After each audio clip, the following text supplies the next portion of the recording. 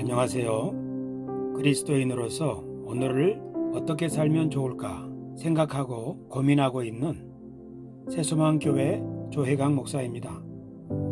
오늘은 주님이 오시면 열리는 새로운 세상이라는 제목으로 생각해 보겠습니다.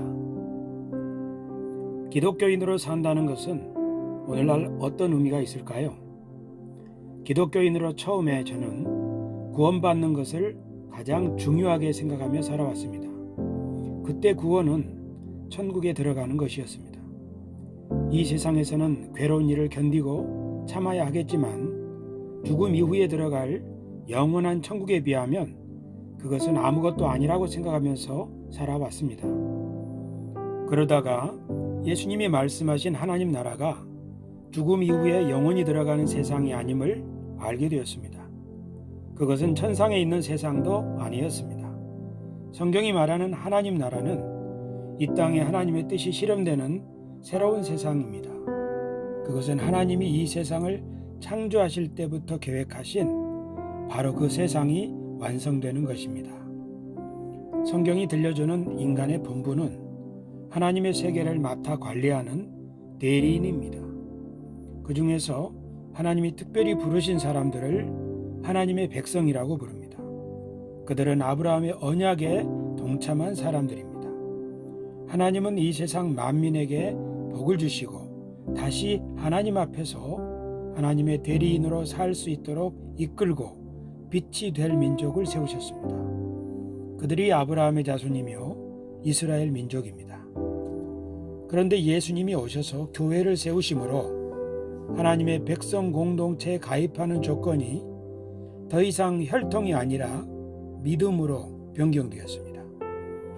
그것은 유대인뿐 아니라 모든 이방인들이 함께 하나님의 백성 공동체가 될 수 있다는 뜻이었습니다.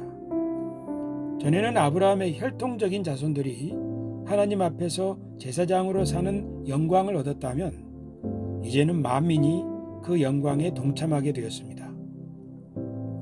하나님의 백성 공동체는 하나님의 뜻을 이 세상에 펼치는 대리인들이며 세상 만민에게 하나님의 복을 나눠주고 모델이 되는 임무와 특권이 주어졌습니다.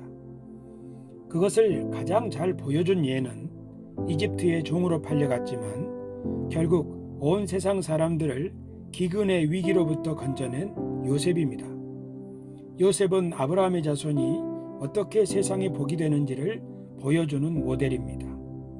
성경 이야기 속에서 인간의 임무와 교회의 본질을 생각해 본다면 그리스도인은 이 세상에서 등대와 같은 역할을 하며 동시에 새로운 시대로 안내하는 문을 여는 선구자와 같은 존재입니다.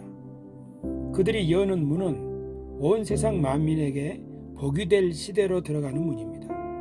그런 점에서 기독교인의 임무는 예수 그리스도를 본받고 그의 가르침과 명령을 준행하는 것입니다.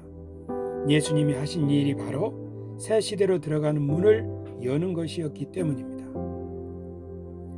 예수께서 제자들을 향하여 세상의 빛이라고 말씀하셨을 때 그것은 사람들에게 선을 행하라는 의미였습니다. 그런데 교회는 세상 사람들에게 예수님을 믿어야 구원을 받는다고 회심을 요구했습니다. 교회가 세상의 빛을 비추라는 주님의 명령은 사람들에게 바른 길을 찾을 수 있도록 도와주고 모델이 되어주라는 의미였을 것입니다.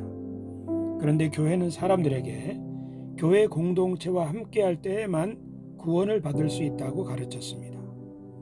그 결과 교회는 세상의 빛이 되기 위하여 자신을 돌아보고 내면의 빛을 밝히고 모델이 되기 위한 품성을 개발하는 데 공을 들이기보다 사람들을 끌어모으는 일에 더 공을 들이게 되었습니다.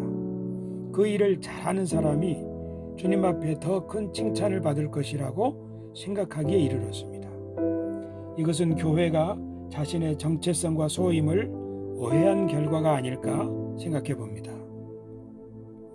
미국의 수도사 토마스 머튼이 수도원 근처의 도시 루이빌로 가는 길에 깨달은 것은 세속에서 구별되어 하나님을 찾는 수도사의 길에 구원이 있는 것이 아니라 인류의 한 구성원으로 살아가는 것 그 자체로 복이며 감격스러운 일이라는 점입니다.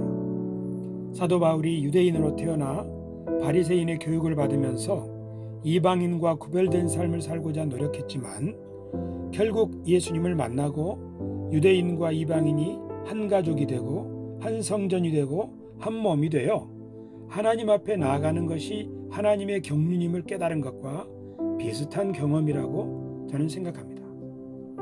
이번 주일 설교 중에서 저는 주님이 다시 오시는 날에 어떤 일이 일어날까에 대하여 새롭게 깨달았습니다. 그것은 기존에 가지고 있던 생각과는 다른 것입니다. 설교의 본문은 누가복음 1장에 나오는 마리아의 찬가였습니다. 마리아가 노래한 내용은 그리스도께서 오실 때 열리는 새로운 세상에 대한 기대를 보여줍니다. 마리아는 주님이 오시면 마음의 생각이 교만한 자를 흩으시고 권세 있는 자를 그 자리에서 내리치시고 비천한 자들을 높이실 것이라고 노래했습니다. 마리아의 기대는 이 세상의 어그러짐과 일그러짐을 바로잡으시는 하나님의 역사였습니다. 그것이 메시아가 오실 때 열리는 세상입니다. 마리아의 노래에 담긴 새로운 세상에 대한 기대는 사실 예언자들의 메시지와 일맥상통합니다. 그것은 예언자 미가가 말한 대로 정의와 자비 그리고 겸손을 실천하는 사람들이 모인 세상입니다. 만인이 더불어 친구가 되고 가족이 되며 상생하고 공영하는 공동체, 그것이 성경이 줄기차게 들려주는 새로운 세상입니다. 그것이 하나님 나라요 곧 천국입니다. 그러므로 주님이 다시 오시는 날에는 억눌리고 비천한 사람들이 기뻐하고 즐거워할 것입니다. 그리고 진실을 추구하고 이웃과 더불어 살아가고자 노력하는 사람들도 그들의 수고가 마침내 열매 맺는 것을 보고 즐거워할 것입니다. 그것은 지구상에 사는 모든 사람들에게 큰 기쁨의 좋은 날이 될 것입니다. 마치 초림의 예수께서 모든 사람들에게 기쁨과 즐거움을 주셨으므로 남녀노소 할 것 없이 모여들었던 것과 같습니다. 그러나 악인들은 심판을 받을 것입니다. 악인이 누구입니까? 그들은 빛보다 어두움을 더 사랑하여 빛으로 나오지 않고 어둠 가운데 머무는 자들입니다. 그들은 스스로 생각이 교만하고 마음이 완악하며 발악하는 자들입니다. 그런 사람이 어디에 있겠는가 하고 생각할 수 있겠지만 그런 사람들이 있습니다. 그들은 이미 심판을 받았다고 할 수 있습니다. 왜냐하면 진실을 추구하고 자비를 사랑하는 자들은 이미 그들 곁에서 떠났기 때문입니다. 오직 아첨하는 이들과 사욕을 갈망하는 이들만이 그들의 곁에서 무리를 지어 어슬렁거릴 뿐입니다. 저는 너무 오랫동안 믿는 자는 구원을 받고 믿지 않는 자는 멸망을 받으리라는 말씀을 문자 그대로 이해했습니다. 믿지 않는 자들이 멸망한다는 말이 무슨 뜻일까요? 그것은 죄 가운데서 죽는 것입니다. 그것은 진리를 깨닫지 못하고 종살이하다가 삶을 마치는 것입니다. 애굽에 7년 동안 가뭄이 들었을 때 그 문제를 해결하지 못하고 살아가는 것은 멸망을 의미합니다. 그런데 그 속에서 생명을 나누어 준 요셉은 사브낫 바네아라는 칭호를 얻었습니다. 그것은 생명의 구원자로 이해됩니다.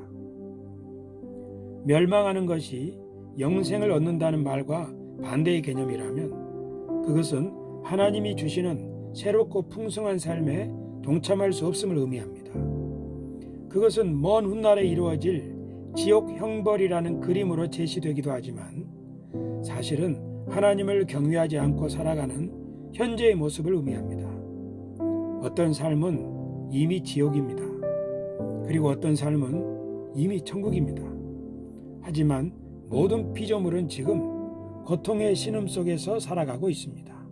그것은 모든 피조물에게 구원이 필요하다는 말입니다. 그리고 그 구원은 하나님의 아들들로부터 나올 것입니다.